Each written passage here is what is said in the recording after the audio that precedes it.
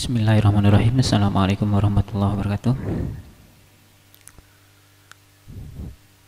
Sahabat semuanya, pada kesempatan ini saya ingin menyampaikan tutorial mengenai cara penggunaan aplikasi ujian berbasis komputer baik online maupun offline. Di sini yang saya pakai yang offline sementara. Sebagai contoh, kalau di online kan pun ya mudah, tinggal kita beli hosting, kita upload program, sudah bisa kita gunakan. Nah, di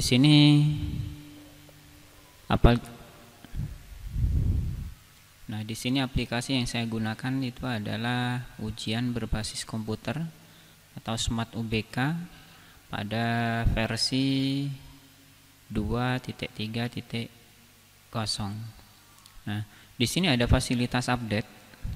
Pada menu awal kita dihadapkan di sini. Pada menu awal di sini kita dihadapkan ada menu update. Untuk cek update bisa diklik di sini. Coba saya zoom.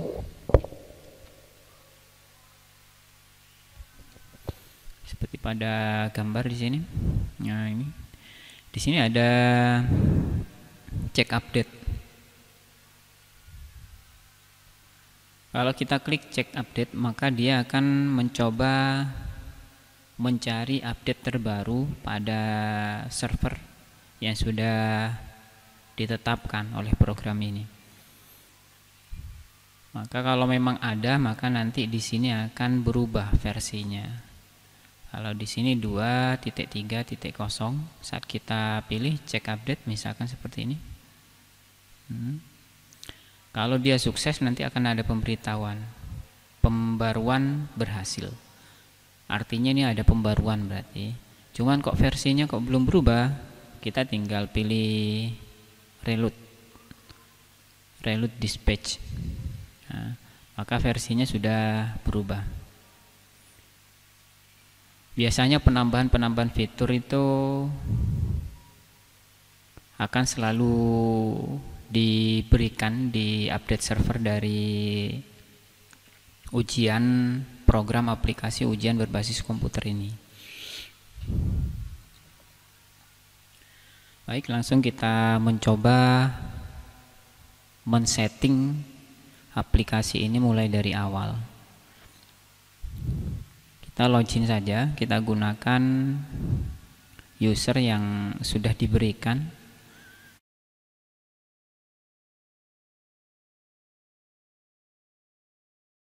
Kita pilih login. Maka tampilan awalnya dia akan seperti ini. Ada ID server, kemudian ada nama madrasah atau nama sekolah. Kemudian data siswa, kemudian ada data kelas, ada data siswa, ada data mata pelajaran, ada bank soal, ada jumlah guru yang terdaftar, ada file media yang ada di situ, kemudian ada jumlah ujian serta analisa ujian. Jadi di sini data siswanya sudah terupload, kemudian kelas sudah terupload juga, kemudian mapel juga sama, bank soal juga sama. Di sini ada 23 bank soal. Kemudian ada 5 guru, ada 35 file yang diupload di situ. Kemudian ada 12 ujian yang sudah dilaksanakan. Analisanya juga sesuai dengan jumlah ujian yang dilaksanakan. Nah, yang pertama untuk memulai, kita setting lebih dulu. Biasanya untuk nama dan ID server ini sudah terbentuk otomatis saat kita melakukan registrasi awal program ini.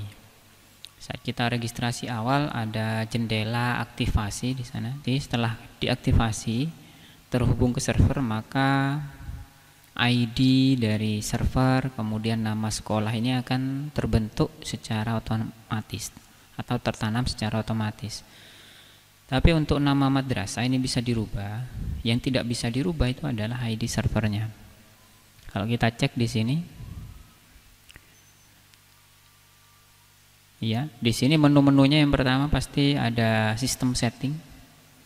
Di sistem setting itu ada manajemen user, khususnya administrator, kemudian ada sistem backup. Ini manajemen administrasinya, khusus untuk guru. Guru juga bisa dijadikan admin seperti ini, kemudian bisa dinonaktifkan. Contohnya seperti ini, dinonaktifkan, maka dia sudah nonaktif. Kalau mau diaktifkan tinggal kita aktifkan seperti ini, tinggal diklik. Oke. Nah, itu kita bisa upload data user, data pengguna, bisa kita download. Itu adalah fasilitas yang disediakan untuk manajemen user. Kemudian ada backup database. Kita gunakan backup manual supaya mudah dan dia akan tersimpan di directory ini pada CUBK backup smart CBT. Nah, di sini ini adalah directory backup dari program. Itu mengenai sistem setting. Yang berikutnya ID sekolah. Nah, di ID sekolah ini detailnya seperti ini.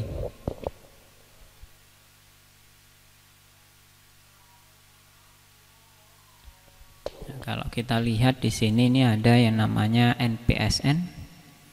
Ini adalah NPSN yang terdaftar di server. Jadi saat melakukan aktivasi, maka NPSN ini akan terbentuk otomatis dan tidak bisa diedit.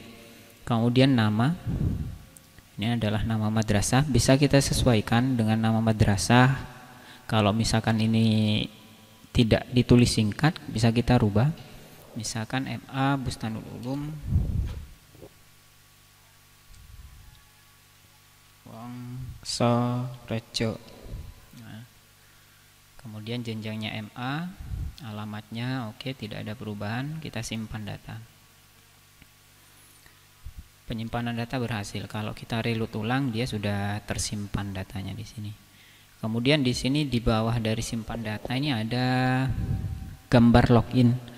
Jadi gambar login pada jendela awal itu bisa dirubah. Saat menu login itu bisa dirubah, disesuaikan dengan yang kita inginkan. Ada gambar login 1, login 2, login 3, dan login 4. Atau gambar background saat mau login itu.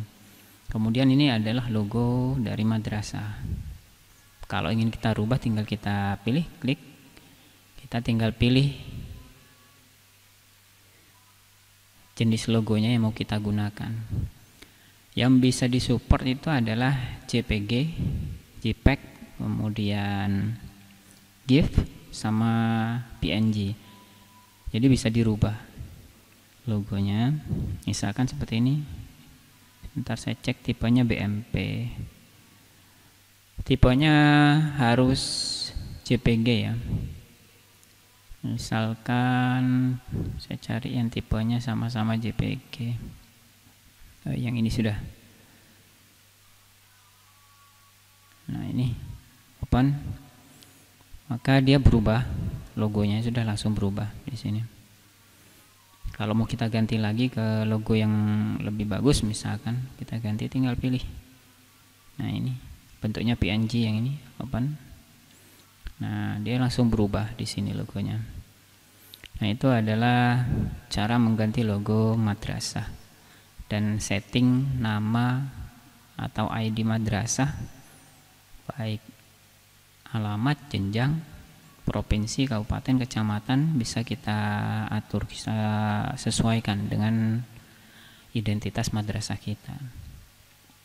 Yang berikutnya daftar kelas. Nah, standarnya di sini sudah ada daftar kelasnya. Dia sudah dibentuk atau dibawakan dari database mulai dari awal. Ada kode level di sini, misalnya kelas 7, ada kelas 7A, B, C, ini adalah nama kelasnya, kemudian 8 ABC, 9 dan begitu seterusnya. Kalau masih tidak ada, kita tinggal upload data kelas atau tambah kelas. Kita tambah secara manual. Nah, di sini ini ada pilihannya, misalkan semua itu artinya untuk semua server. Misalkan kita punya 2 buah server atau 3 buah server yang mau digunakan untuk ujian, maka pilih semua. Kalau kita pilih salah satu ID servernya, misalkan server ini saja yang dipakai atau server ini yang dipakai, maka dia hanya terbaca kelas itu khusus untuk server yang kita definisikan. Tapi kalau kita pilih semua, maka nanti untuk semua server kelas tersebut akan ditampilkan. Kita isikan kode kelas, sesuaikan dengan ini. Nah, ini kode level, kode kelas, kemudian jurusan, sesuaikan sudah. Kita bisa upload data kelas dari ini atau kita download.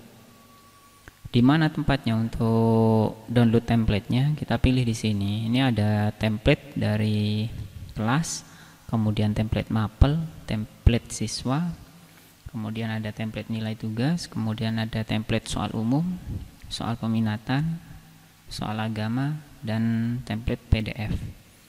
Oke. Itu daftar kelas, sama daftar kelas, kemudian daftar jurusan kita bisa tambahkan karena di sini ada IPA, IPS serta umum. Kalau umum itu khusus untuk yang tingkat MTS atau SMP, kita bisa gunakan kategori umum masih. Kemudian kalau yang sudah tipe penjurusan, contohnya IPA, IPS, SMK dan sebagainya, kejuruan, kita definekan sesuai dengan kejuruan yang atau fak yang ada di masing-masing sekolah ataupun madrasah. Yang berikutnya itu adalah daftar mata pelajaran. Di sini ada data mata pelajaran, ada kode mapel mata pelajaran, kemudian ada harian, ada UTS, ada UAS. Ini maksudnya adalah satu mapel ini harian itu akan diambil berapa persen nilainya, kemudian UTS itu diambil berapa persen, kemudian UASnya juga berapa persen, dan di sini KKM-nya. Ini akan digunakan untuk perhitungan nilai akhir saat kita ekspor nilai akhir nanti, untuk bisa kita gunakan sebagai bahan acuan dalam penilaian siswa. Nah, untuk jenis mapel ini ada keterangan N, kemudian ada keterangan Y, dan keterangan A biasanya. Kalau N itu artinya non peminatan. Misalkan saya contohkan seperti ini. Mapel PPKN kodenya sekian, nama mapelnya ini mapel umum, maka dia dikasih kode N. Saat kita rubah menjadi peminatan, maka dia berubah menjadi Y. Saat kita rubah dia kategorinya mapel agama misalkan, maka berubah menjadi agama. Nah, seperti ini. Karena di sini PPKN mapel umum, kita pilih mapel umum, kita update. Nah, itu sekilas tentang daftar mata pelajaran. Bisa kita tambahkan atau kita upload dari file. Di mana tempat data template-nya? Di sini ada. Ini template semuanya ada di sini. Mulai dari template kelas, template mapel, template siswa, tugas, kemudian soal umum, soal peminatan, soal agama, dan soal bentuk PDF. Di sini ada template-nya, bisa kita download, kemudian kita upload sesuai kebutuhan. Itu untuk daftar mata pelajaran. Yang berikutnya adalah daftar ruang ujian. Nah, misalkan di sini kita sudah definekan ada 2 ruang. Kode sekolahnya biasa kita isikan semua sekolah atau kita isikan all, maka kode ruang ini akan digunakan semua server yang kita miliki. Kemudian ada kode ruangnya, kemudian nama ruangnya. Yang muncul nanti saat melakukan pencetakan berita acara itu adalah nama dari ruang. Jadi nanti ada sesi, ada ruang. Kalau ruang 1 sesi 1 misalkan, maka nanti yang muncul itu adalah ruang satunya, bukan labcom 1. Ini hanya sebagai kode ruangnya, sebagai acuan bagi program untuk pengecekan. Itu tentang daftar ruang. Kemudian daftar jenis ujian. Nah, daftar jenis ujian ini banyak sekali bisa kita isikan. Sementara yang sudah saya isikan di sini ada beberapa sampai dengan 14 jenis. Ada ulangan harian, ini kodenya UH. UH ini bisa kita rubah. Tapi kalau misalkan sudah digunakan dalam ujian, usahakan jangan dirubah. Karena nanti kalau dirubah akan terjadi error saat pembacaan apabila sudah digunakan ujian namanya.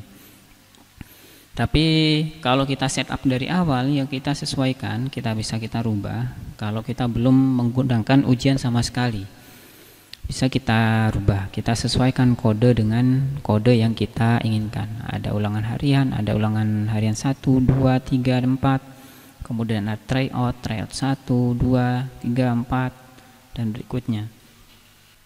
Kemudian ada UTS, ada UAS, ada remedial, dan di sini yang terbaru namanya UMBK, khusus untuk madrasah ada ujian madrasah. UMBK itu artinya ujian madrasah berbasis komputer atau menggunakan perangkat komputer sebagai ujiannya. Salah satu programnya ini yang saya jelaskan.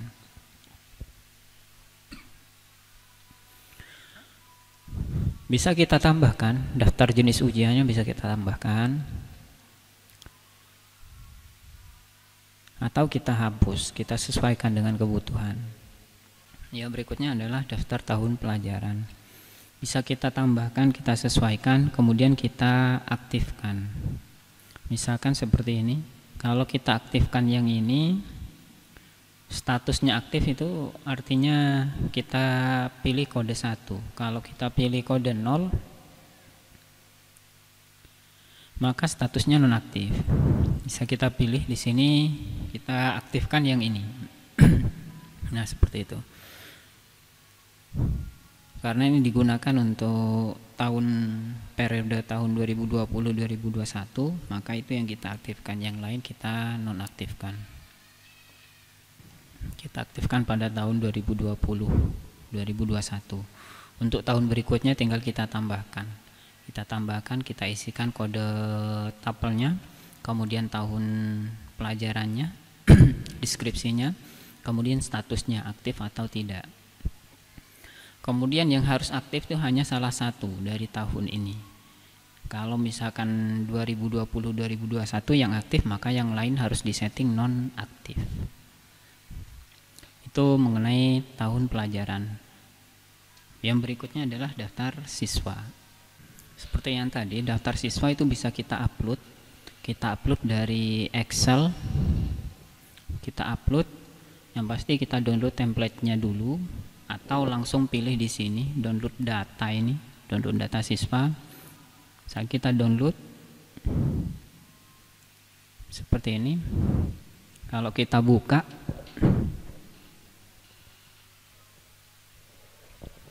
di sini sudah ada data siswa yang sudah di-upload. Kita bisa download dari itu, kemudian kita isikan siswa-siswa yang akan mengikuti ujian. Oke.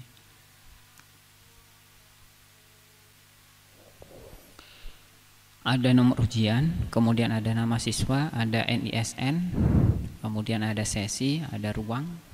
Ruangnya kita isikan sesuai dengan ruang yang kita tuliskan tadi.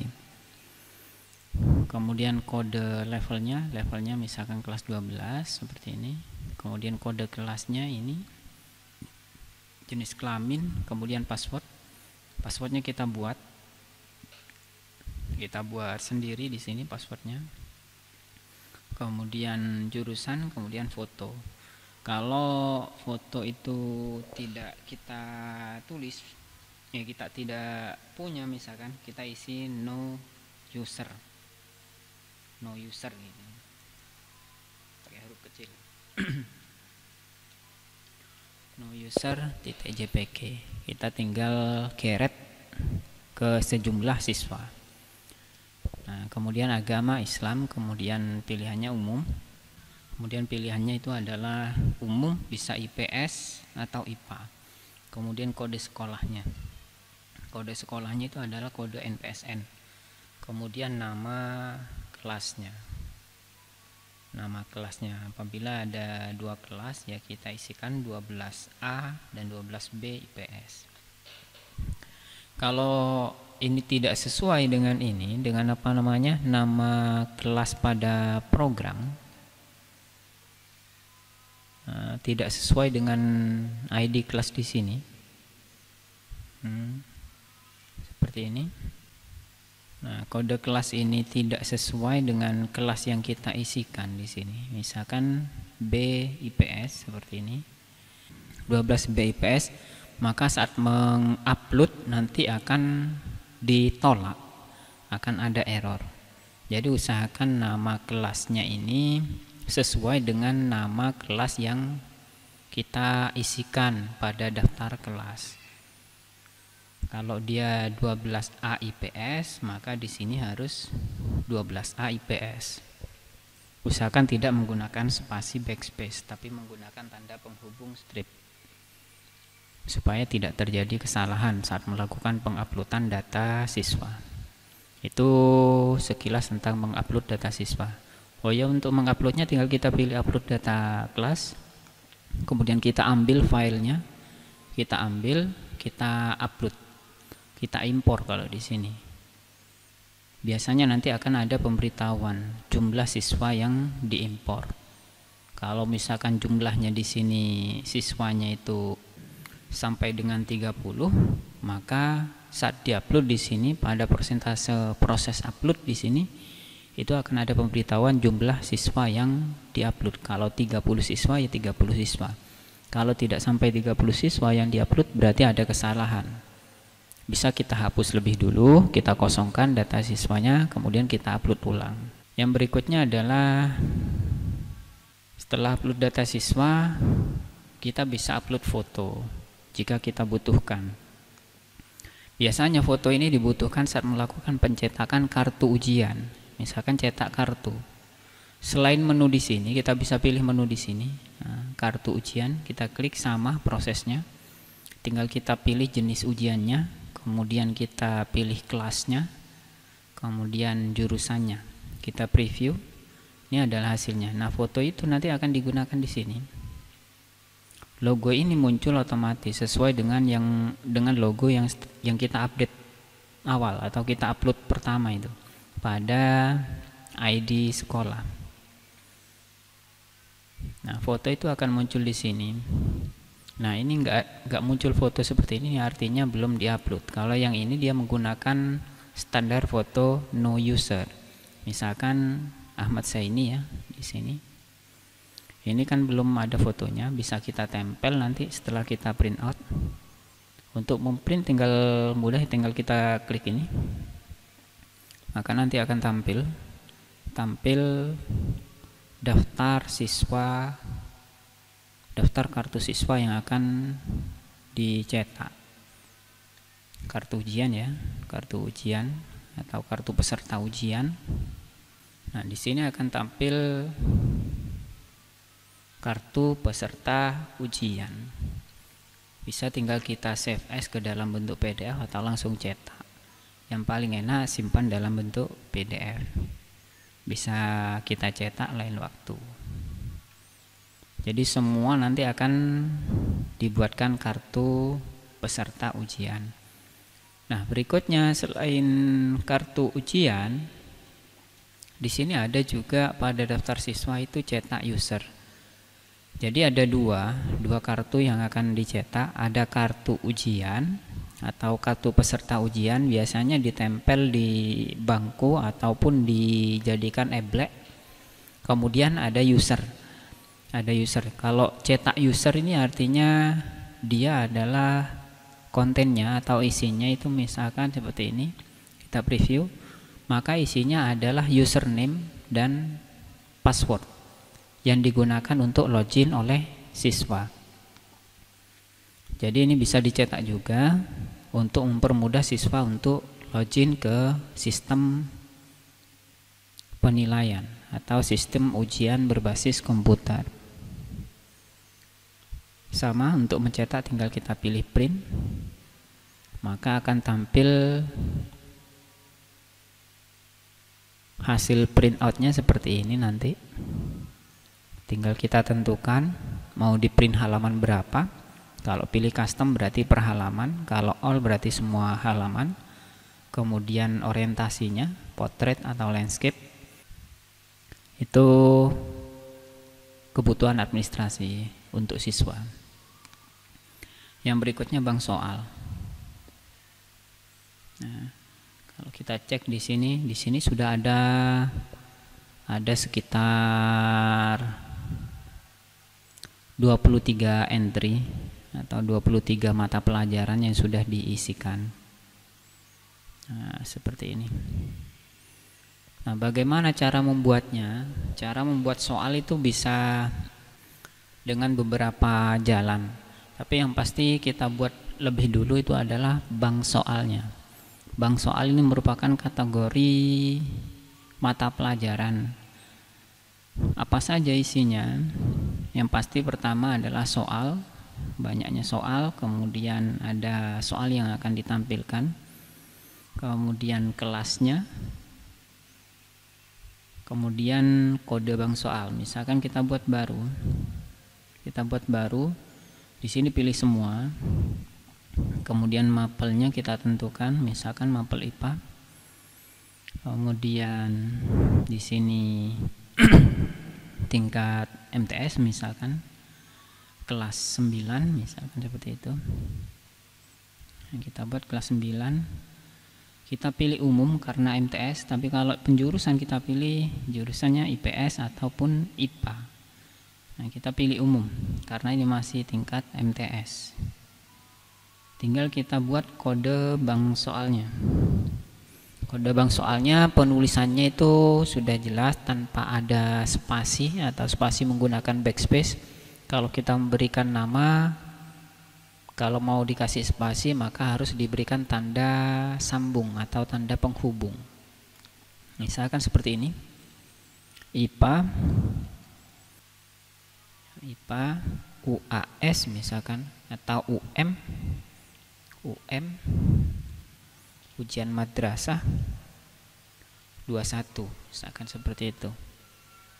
Atau bisa kita tambahkan nama kelasnya, kelas 9.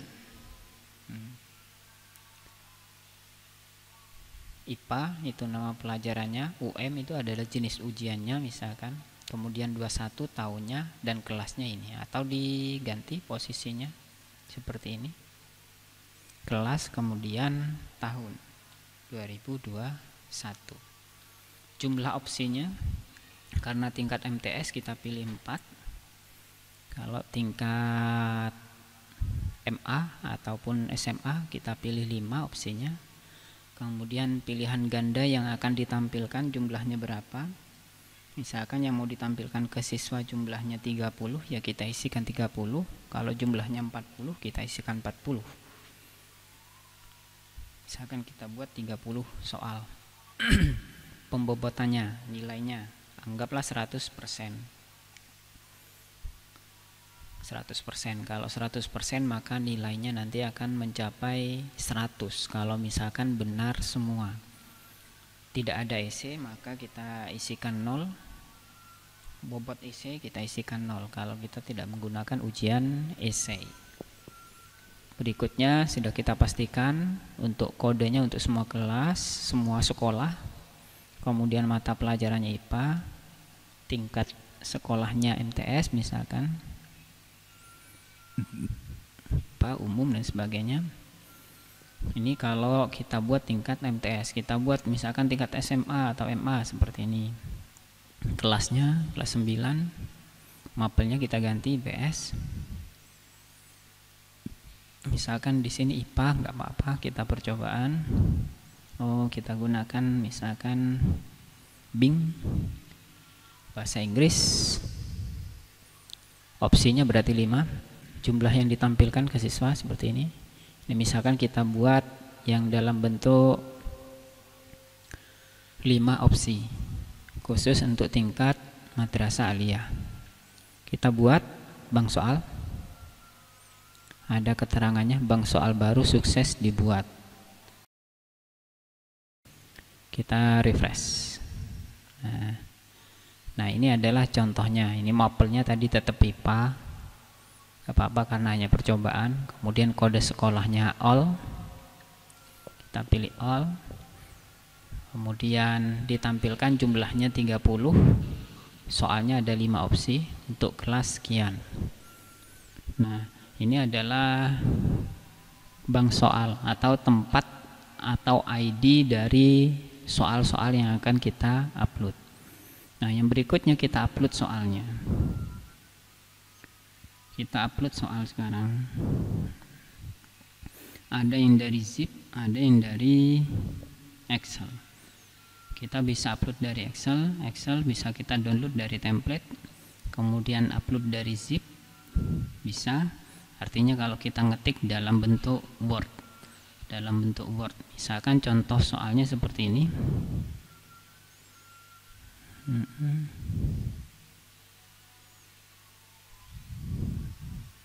Nah ini contohnya, ini dia file akidah. Ini masih bentuk Word, bentuknya Word.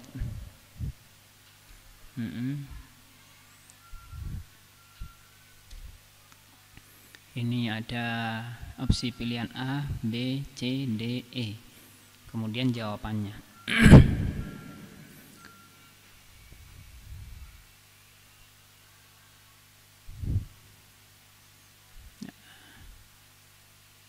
Ini nomor soalnya, ada 50 soal.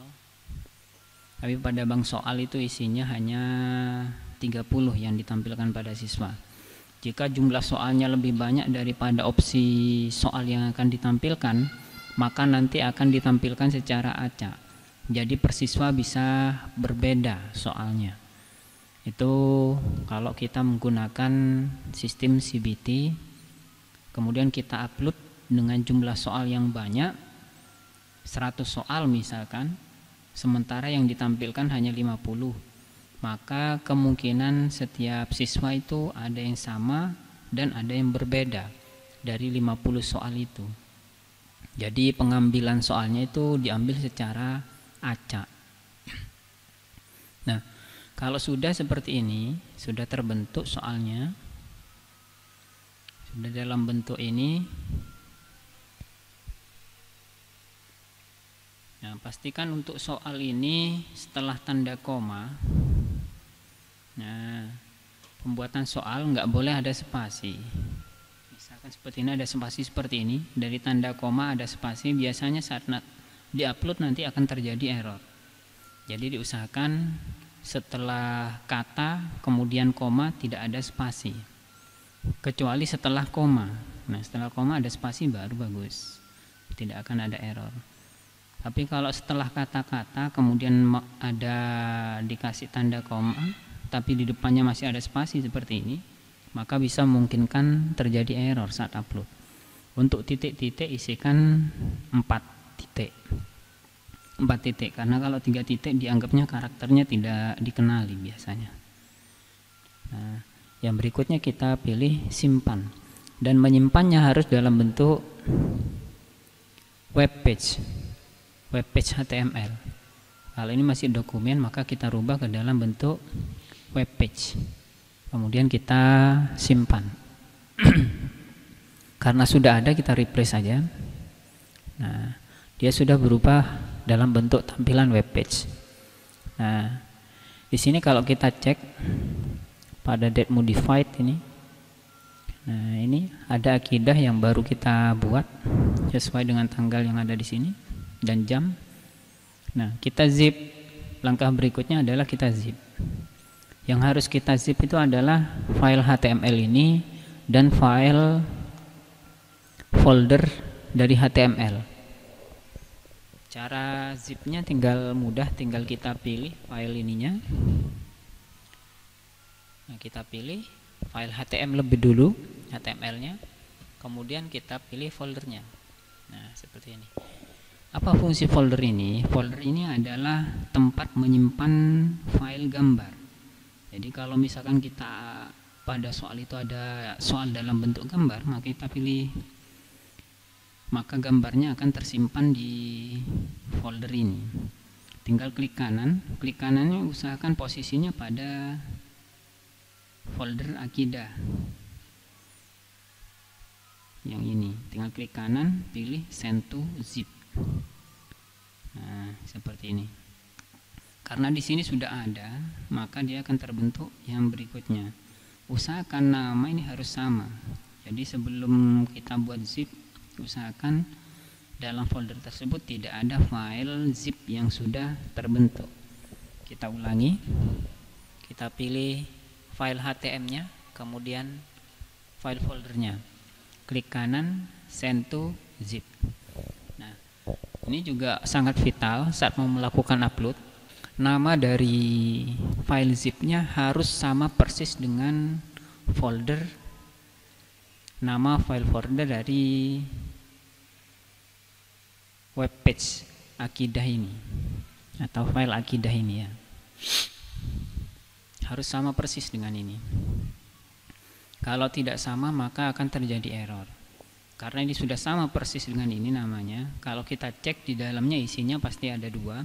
Ada file HTML akidah kelas sekian, kemudian ada folder sama masih sampai sini, kemudian ada tambahan files. Foldernya di situ. Di isinya biasanya ada gambar-gambar. Kalau tidak seperti ini maka akan terjadi error. File zip yang kita buat sudah siap dan sudah benar penataan namanya. Karena sudah oke, tinggal kita upload. Nah, sebelumnya kita pastikan mau diupload di daftar bank soal yang mana. Kita ingin upload di sini misalkan, nggak apa-apa, hanya sebagai contoh. Kita pilih tombol upload di sini, ditandai warna kuning. Kalau kita cek di sini, ini sudah ada keterangannya, Bank Umum kelas 9 2021. Ini adalah kode bank soalnya tadi. Kemudian jumlah pilihannya ada 5, mapelnya kodenya adalah I. Kita pilih choose filenya.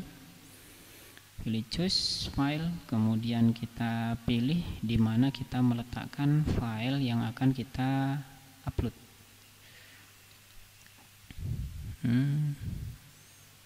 Nah, ini adalah file yang ingin kita upload. Kita pilih file zip-nya, kita open. Keterangannya akidah kelas 12 file. Tapi di sini kan kelas 9, tapi nggak apa-apa. Ini hanya sebagai contoh cara mengupload. Kemudian kita lanjutkan ke tombol upload file.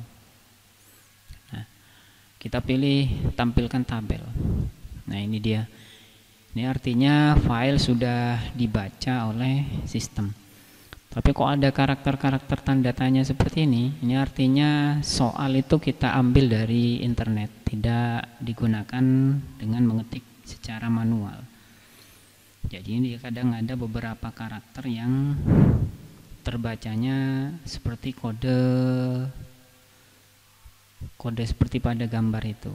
Jadi dianggap karakter yang tidak dikenali. Misalkan contohnya titik 3 misalkan, atau spasi 3 kali, itu dianggapnya sebagai kode tidak dikenal oleh program. Sering kalau kita menggunakan basis program PHP seperti itu memang. Jadi bisa kita langsung upload, bisa, atau kita perbaiki sampai tidak ada tanda tanya. Tinggal kita cek, kita sesuaikan dengan file Word-nya. Kalau yang ini misalkan kita cek ya, pada file Word-nya tadi itu adalah akidah yang ini. Nah, ini. Oh, sorry. Kan yang ini.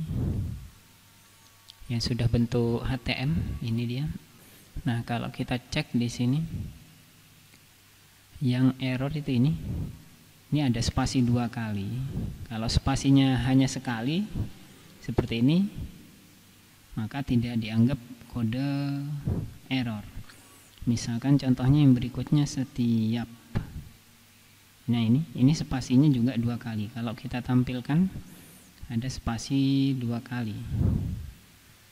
Saya zoom misalkan.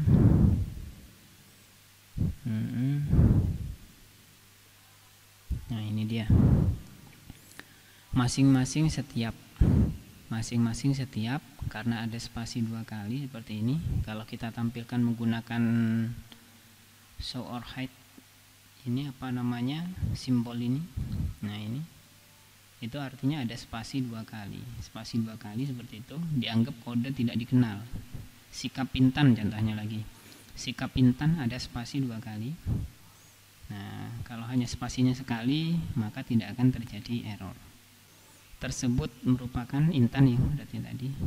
Contohnya yang ini doa. Kita cek. Nah, ini kode tidak dikenal. Seharusnya menggunakan tanda petik di bawahnya escape seperti ini. Nah, kalau kode seperti ini biasanya dibaca. Contohnya seperti ini, saja.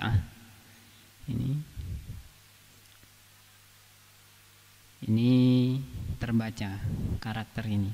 Kalau karakter kutip tanda petik di dekat ini di bawahnya P seperti ini, maka akan terjadi error. Kita pilih tanda petik seperti ini. Maka kalau kita pengeditannya sudah pas, tidak akan terjadi karakter-karakter yang tidak dikenali. Contohnya lagi nomor 9. Nomor 9 kita cek seperti ini.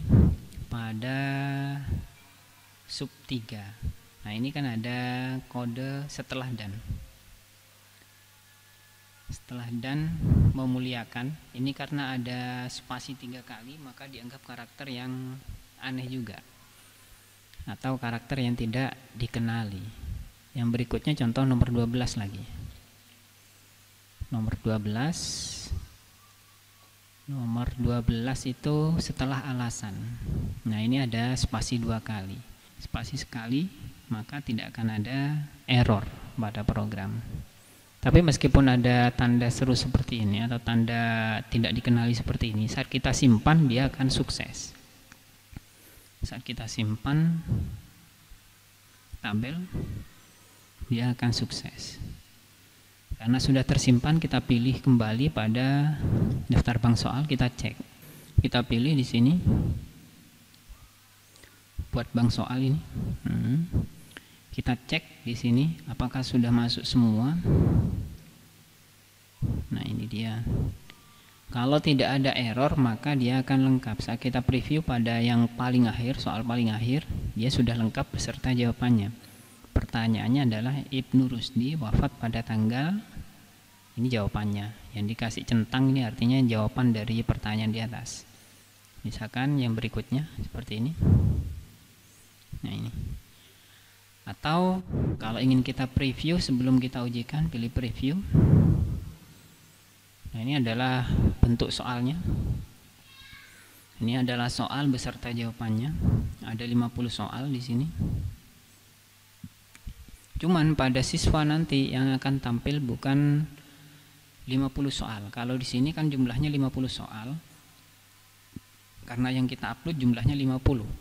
Tapi pada siswa tergantung dari definisi dari bank soal. Karena bank soalnya di sini menggunakan Bing itu 50 soal, maka akan 50 soal. Tapi ditampilkan 30, maka pada siswa yang tampil hanya 30 soal. Misalkan kita aktifkan,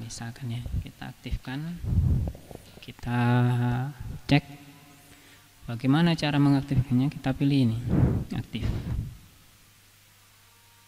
Kita aktifkan. Setelah ada keterangan aktif, maka di sini pada pelaksanaan ujian akan muncul Bing umum, IPA, ini dia. Tinggal kita buat jadwalnya. Kita buat jadwal, jenis nama ulangannya, ujian madrasah misalkan, kalau ada listening kita pilih apa 2 kali atau terus-terusan bisa di play listening. Kalau soalnya PDF tinggal kita ketikkan soal PDF, kemudian kita isikan nama file PDF-nya yang kita upload. Kemudian tanggal pelaksanaan. Kalau pelaksanaannya sekarang ya kita pilih ini tanggal 19. Kalau untuk yang berikutnya bisa kita buat tanggal 22, tinggal 22 misalkan hari Senin jam 8 sudah mulai, jam 8.00, durasinya 120 menit misalkan. Saat kita ketik 120 menit, kemudian kita pilih ujian ditutup, karena mulai jam 8 berarti tutupnya jam 10. Nah, kita isikan jam 10. Oke. Kemudian token akan terbentuk secara otomatis. Kemudian pilih sesi. Kalau pilih sesi 1, maka yang tampil hanya khusus untuk saat ada siswa yang login. Sementara dia pada sesi 2, maka dia tidak akan mendapatkan soal. Tidak bisa melanjutkan ke proses ujian. Kemudian semesternya, kemudian nilainya ditampilkan atau tidak pada siswa. Jadi kalau nilai tidak ditampilkan seperti ini, maka siswa setelah selesai ujian dia tidak akan mengetahui nilainya. Tapi kalau ditampilkan nilainya, maka setelah pilih selesai nanti siswa akan tampil nilai hasil ujiannya. Kemudian token ini ditampilkan atau tidak. Kalau token ditampilkan, maka di sisi siswa nanti akan tampil token. Contohnya ini. Nah, saya login dengan user yang sudah ada di sini. Nah, seperti ini. Ini adalah tokennya. Token ini akan ditampilkan. Tapi kalau kita pilih di sini tidak ditampilkan, ya seperti ini, tidak ditampilkan token, maka di sini tidak akan tampil tokennya. Jadi yang memberikan token nanti adalah proktornya atau operatornya. Kalau pada ujian biasanya adalah proktornya yang akan memberikan tokennya. Setelah selesai, misalkan kita ditampilkan, kita simpan jadwal. Nah, kita kembali, maka di sini akan bisa kita cek pada kontrol ujian. Jadi pada kontrol ujian itu yang akan diujikan pada tanggal 22 bulan 3 itu adalah mapel bahasa Inggris. Ini sebagai contoh, dan dia masih kondisinya belum diujikan. Sementara yang sekarang yang sudah aktif dalam proses ujian itu ini akidah IPS misalkan seperti ini, berakhirnya jam 15.30. Ini adalah contoh ujian yang sedang aktif. Kalau kita cek siswa yang sedang melakukan ujian, kita pilih ini, maka di sini akan tampil siswa yang sedang ujian. Ini adalah nilainya, ini adalah daftar siswanya. Di sini ada 2 menu, yaitu yang pertama pindah perangkat ujian dan reset status peserta. Untuk pindah perangkat ujian itu fungsinya kalau ingin memindahkan siswa ke device lain. Karena biasanya pada sistem dia akan terbaca IP dari sebuah PC atau IP dari sebuah device. Jadi kalau sudah dia login di device A misalkan, maka dia tidak akan bisa login lagi di device yang lain, hanya di A saja. Dan kalau misalkan mau pindah ke device lain, misalkan device A itu mengalami trouble, mau pindah ke device B, maka kita tinggal pilih checklist user yang mana yang mau dipindahkan. Seperti ini misalkan, kita pilih pindah perangkat, atau kita checklist semuanya, kita pilih pindah perangkat ujian. Nah, kalau sudah dipindah perangkat ujian seperti itu, maka dia sudah bisa login di tempat yang semula, di tempat yang baru. Misalkan saya login misalkan ID 0032, misalkan kita login seperti ini, login. Nah, di sini yang sudah login itu adalah Sofiatul Hidayah, misalkan Sofiatul Hidayah. Kita sudah login, cuman status tesnya dia sudah selesai. Kalau kita cek di sini Sofiatul Hidayah, nah ini dia status tesnya selesai. Nah, misalkan kita logout, kemudian Sofiatul Hidayah itu ID-nya 032, misalkan Sofiatul Hidayah. Kita coba di device yang berbeda sekarang. Kita coba di Android.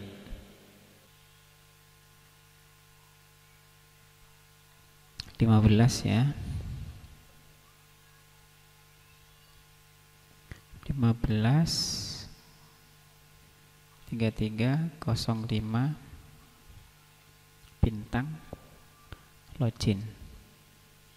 Oke, save. Nah, ini contohnya Sofia ya. Dia statusnya sudah selesai.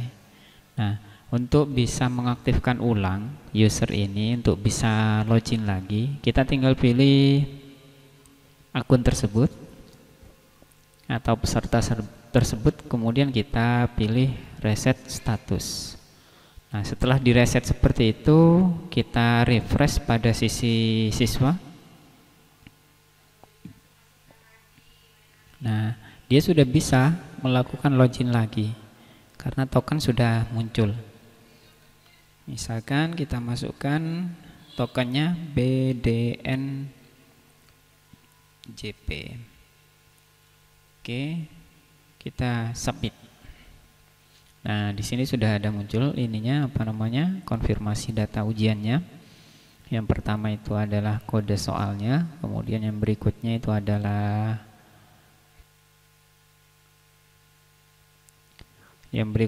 data peserta. Yang pertama ada nomor peserta, kemudian nama pesertanya. Karena tidak di setup mapel peminatan, maka tidak muncul.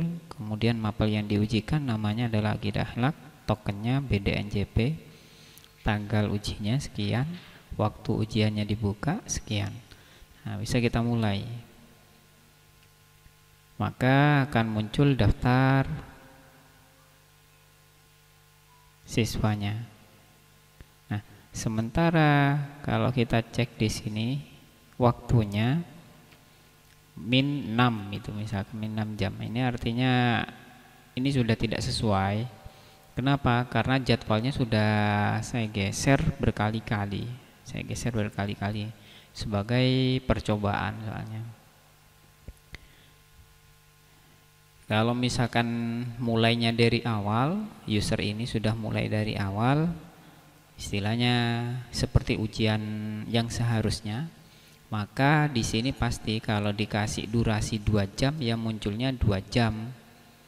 2 jam berarti di sini akan muncul 1 jam sekian menit, sekian detik, dan terus berkurang waktu itu.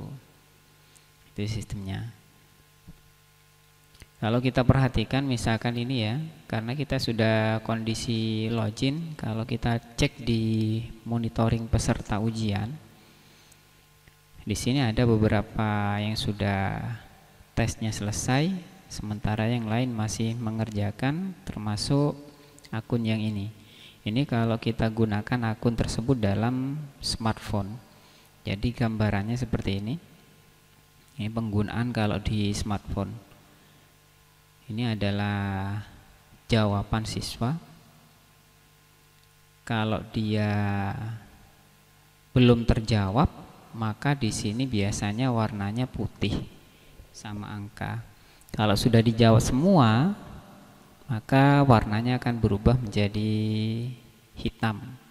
Tandanya seperti ini. Kemudian pada lingkaran ini adalah jawaban dari siswa tersebut. Kalau tandanya biru seperti ini artinya soal yang sedang kita baca, yang sedang aktif dibaca. Nah, kalau ada tanda kuning seperti ini pada soal di sini, pada daftar soal, itu artinya dia masih ada yang ragu-ragu.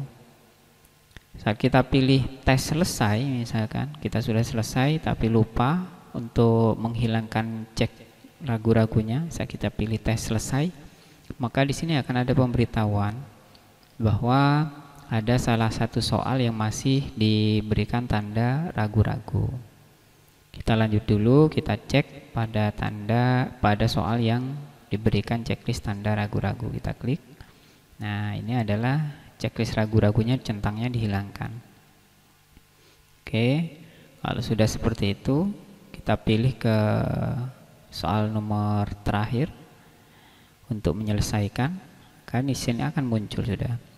Nah, misalkan kita ingin mengetahui, karena ini nilainya real time nilai. Untuk Sofia yang ini ya, Sofia, kalau misalkan jawabannya berubah seperti ini, jawabannya berubah, misalkan saya ganti, apakah dia bertambah atau berkurang? Oh, bertambah. Nah, ini menunjukkan bahwa dia jawabannya tadi itu salah. Yang benar adalah Ibnu Khaldun. Nah, kalau kita ganti lagi, maka di sini nilainya ya, setelah refresh dia akan berganti. Sama seperti ini. Tapi kalau kita pilih jawaban yang benar lagi, misalkan Ibnu Khaldun, maka di sini akan bertambah lagi. Ini tandanya hijau, ini artinya sudah lebih dari angka 60. Kalau kurang dari 60 pasti diberikan tanda merah. Misalkan saya salahkan jawabannya jadi 60, berikutnya kita cari lagi.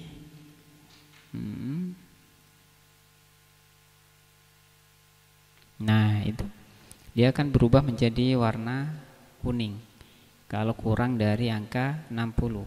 Kalau kurang dari angka 55, maka warnanya akan menjadi merah. Itu sebagai indikator siswa sudah mencapai batas tertentu nilainya. Nah, itu gambarannya real time ujian yang dilakukan login dari smartphone. Bagaimana kalau misalkan loginnya menggunakan browser?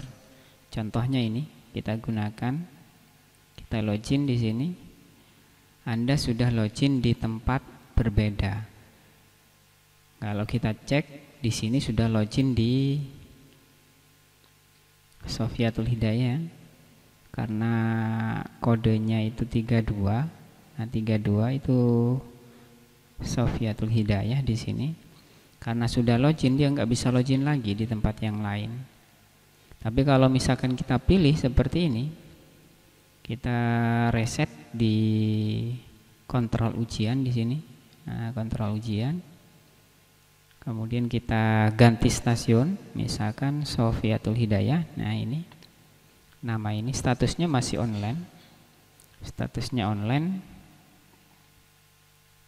Kalau diganti, kita pindah ke device lain. Di sini pertama menggunakan smartphone, kemudian kita menggunakan PC. Maka kita pilih pindah perangkat ujian. Oke. Maka dia bisa sudah melakukan login pada device yang berbeda. Nah, kita masukkan lagi ininya. Ini kalau dalam versi fullnya gambarnya saat login seperti ini. Misalkan kita logout dulu. Biasanya standar utama sebelum login itu gambarnya seperti ini. Seperti akan login ke admin. Karena ini adalah login siswa, maka kita pilih UBK untuk ujiannya. Sementara untuk siswa yang ini, untuk guru ini. Karena ingin melakukan ujian, maka kita pilih UBK. Maka tampilannya seperti ini. Coba kita login dengan akun Sofia. Kita login, oke, masukkan ininya, tokennya, kemudian submit. Nah, ini adalah konfirmasi data ujian. Ini mirip sekali dengan UNBK, Ujian Nasional Berbasis Komputer. Jadi model ininya, interface-nya saya buat sama persis dengan UNBK. Mungkin hanya ada tambahan style-style sedikit. Kemudian kita mulai. Nah, ini adalah gambaran kalau kita menggunakan PC.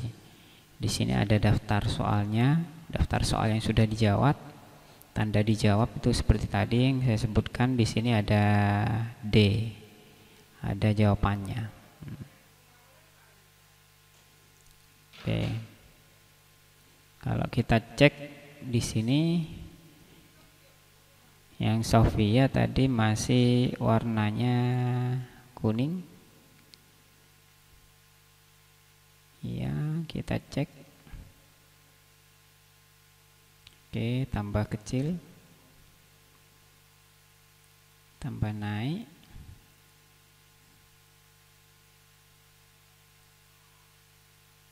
Oke, seperti ini.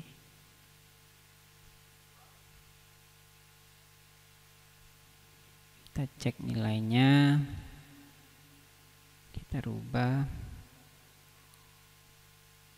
misalkan ini.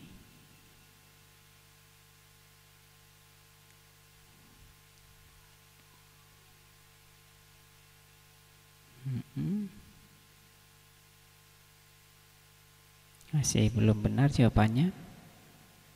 Kalau sudah benar maka dia akan berubah menjadi 60. Nah, contohnya seperti ini. Itu perubahan yang terjadi kalau misalkan ada perubahan jawaban. Jadi di server kita bisa memonitor nilai dari siswa. Oke, itu kalau menggunakan browser bisa kita gunakan Edge, Chrome, ataupun Firefox. Sama-sama bisa digunakan karena memang sudah diujikan untuk beberapa jenis browser, tingkat compatibility-nya. Yang paling bagus itu compatibility-nya itu adalah kalau kita menggunakan Edge sama Firefox. Itu yang paling kompatibel, yang paling bagus. Pakai Chrome juga nggak ada masalah, sama-sama bisa. Cuman usahakan kalau menggunakan, kalau pada Edge maka kita pilih New in Private Windows. Kalau pada Chrome misalkan ya, maka kita pilih mode New Incognito. Nah, ini pilih ini, kemudian kita pilih loginnya, nanti login ke UBK-nya. Kenapa seperti itu? Karena fungsinya untuk menghindari cache image. Karena pada soal itu biasanya ada yang berupa cache image. Oke, mungkin itu sementara yang bisa saya sampaikan mengenai penggunaan program ujian berbasis komputer Smart UBK ini. Kita pilih tes selesai. Oke, selesai. Nah, ini hasilnya, tampilannya. Karena pada setting menu ujian tadi di kontrol ujian di sini nilai ditampilkan. Nah, token ditampilkan, nilai ditampilkan. Maka kalau nilai ditampilkan atau hasil tampil, maka di siswa akan bisa melihat jawabannya, benarnya berapa, salahnya berapa, kemudian nilai totalnya berapa. Itu adalah gambaran kalau kita menggunakan browser bawaan dari Windows. Oke, setelah logout kemudian masuk ke jendela login lagi. Oke, Itu gambarannya kalau pelaksanaan ujian. Bagaimana berikutnya untuk mengecek hasilnya? Kita bisa pilih rekap nilai ujian. Terlebih dahulu kita rekap. Jika ada nilai yang belum direkap seperti ini, saat kita print out hasilnya atau print out nilainya, pasti akan ada beberapa siswa yang nilainya tidak sesuai nanti. Misalkan seperti ini, kita pilih, karena ini belum direkap, kita rekap. Untuk mapel matematika, kita rekap, kita checklist dulu, rekap nilai. Maka di sini keterangannya sudah berupa terekap. Nah, bagaimana untuk mencetak nilainya? Tinggal kita pilih cetak daftar nilai. Kita pilih semester genap karena ujiannya dilakukan pada semester genap barusan. Kemudian ujiannya tipenya UMBK. Kemudian jurusannya IPS, kelasnya kita masukkan. Kemudian mata pelajarannya. Kita pilih print preview. Nah, ini adalah hasilnya. Gambaran hasilnya bisa kita cetak. Tinggal kita pilih menu print. Kemudian kita bisa save dalam bentuk PDF sebagai simpanan atau backup administrasi. Bisa kita simpan. Atau bisa langsung kita print ke dalam bentuk printer. Yang penting disesuaikan ukuran kertasnya. Kertas pada settingan printernya. Misalkan seperti ini. Yang bisa kita pakai itu adalah legal. Nah, seperti ini. Ini tampilan untuk printer ukuran legal. Kemudian kita print. Itu gambarannya. Kemudian yang perlu dilakukan biasanya setelah ujian itu adalah pencetakan daftar hadir. Ini daftar hadir, bisa tinggal kita cetak. Yang pasti kita edit lebih dulu di sini. Misalkan ujiannya ini, kemudian kita edit, kita masukkan nama proktor, NIP-nya, kemudian nama pengawasnya, NIP pengawas, tanggal ujiannya, kemudian jam mulainya, ujian berakhir kapan. Kemudian apakah ada siswa yang tidak hadir? Kalau ada yang tidak hadir, kita pilih siapa namanya.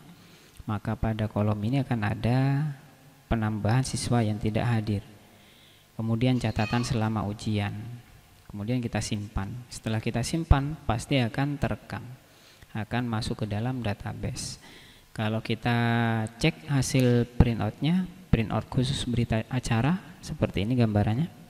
Nah, ini bisa kita cetak sama seperti print nilai tadi. Entah disimpan dalam bentuk PDF atau dalam bentuk langsung cetak printer. Kemudian untuk daftar hadir, contohnya seperti ini. Tinggal kita print. Kita pilih print. Bisa kita simpan dalam bentuk PDF. Nah, ukuran kertasnya sangat berpengaruh. Kita kasih legal. Nah, seperti ini. Kalau ada 2 halaman seperti ini, sementara kita hanya ingin mencetak 1, maka kita pilih page-nya custom. Pilih page 1. Maka yang akan tampil hanya halaman 1 saja. Itu gambaran untuk pencetakan daftar hadir peserta ujian dan daftar berita acara. Oke, mungkin demikian untuk yang pelaksanaan ujian. Untuk rekap tinggal kita pilih, misalkan seperti ini. Karena belum direkap, pilih jenis ujiannya, tokennya kita klik, kemudian kita checklist rekap nilai. Fungsi dari rekap nilai itu aslinya adalah untuk merekap nilai semua siswa. Karena kadang saat dicetak pada beberapa siswa itu tidak akan muncul nilai kalau belum direkap. Jadi kita pilih rekap. Kalau sudah selesai, maka di sini ada keterangannya selesai. Yang belum, keterangannya belum. Yang lain sudah rekap. Kalau sudah direkap semua, maka kita bisa cetak nilai. Nah, misalkan cetak daftar nilai. Kita pilih genap, kemudian jenis ujiannya, jurusannya, kelasnya, kemudian mata pelajarannya. Kita pilih print preview. Ini adalah nilainya. Oke, bisa kita print. Ya, hasilnya, kemudian ada keterangannya. Itu adalah gambaran dari percobaan pelaksanaan ujian madrasah. Oke. Kalau masih ada yang bingung bisa ditanyakan langsung ke WA kami. Mungkin demikian yang bisa saya sampaikan untuk pengenalan penggunaan UBK, ujian berbasis komputer. Untuk pertanyaan tentang fitur-fitur lainnya atau penambahan fitur-fitur lainnya bisa dikomunikasikan dengan kami. Saya akhiri, semoga bisa bermanfaat. Wassalamualaikum warahmatullahi wabarakatuh.